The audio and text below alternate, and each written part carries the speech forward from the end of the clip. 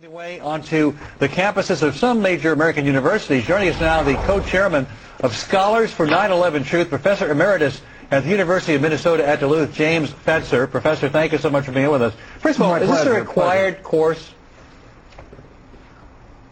Can you hear me? Yeah, go ahead. Is it a required course?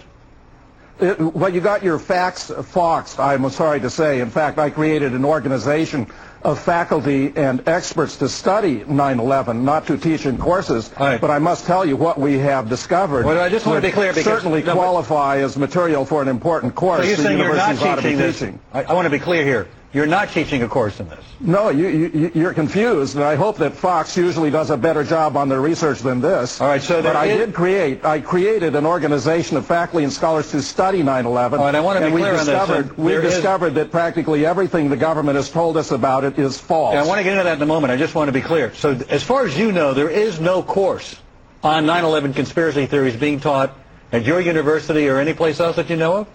That's right, but it's a great idea. I would certainly support having such a course because there's a lot of material to work with. All right, and what evidence do you have that the government was involved, that Cheney knew, that anybody in the chain of command knew ahead of time that this was going to happen on 9/11? Can you give us any piece of evidence that would substantiate that argument?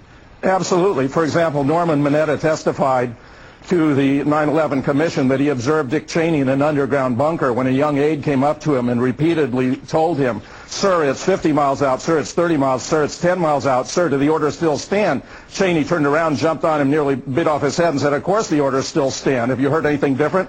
The order had to be to not shoot down the plane that was approaching the Pentagon.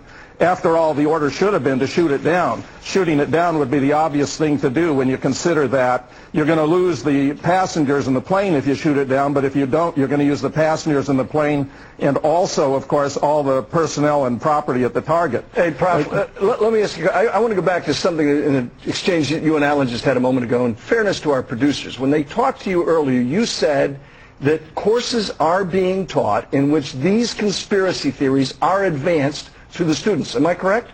No, you're not correct. Okay. What I said to him was in courses on critical thinking, sometimes issues related to, for example, tax cuts or global warming or reasons for going to war in Iraq might be discussed as examples, but I know of no courses as such that are being taught that way. So let me ask, how big is this group of professors that you've put together, this organization you've formed, that gives credence, if you will, to the theory you just advanced about 9/11? Well, there are over 300 members, Colonel North, including about 200 with advanced research skills, and about 85 that have affiliations, including physicists, mechanical engineers, pilots, aeronautical engineers. Sure. We've discovered that the Twin Towers were brought down by controlled demolition. We've discovered that the Osama bin Laden appears to have had nothing to do with it. Help me out here. Having been involved in a couple of controversial undertakings over my years in government service, how many people in the government were part of this conspiracy that you envisioned? Hundreds, thousands? No, Ollie. I think it's a small number. You know about classified, controlled operations where everything's compartmentalized. Yeah. Do you know, Ollie, that the FBI has confirmed that they have no hard evidence relating Osama bin Laden to the events of 9/11? Are you aware of that? Well, Osama bin Laden himself claims that. I mean, they didn't manufacture those tapes. This is the FBI, Ollie. This is the FBI that has affirmed in the last couple of weeks they have no hard evidence tying Osama bin Laden to 9/11. And so all of these people that died on 9/11 were, as you're articulating, died as a consequence of what our government did. We're trying to find out exactly what happened. Our government has a considerable reputation for telling things that are not true, All right, Ollie. Professor, we thank you very much for coming on tonight. Coming up, former Israeli Prime Minister Benjamin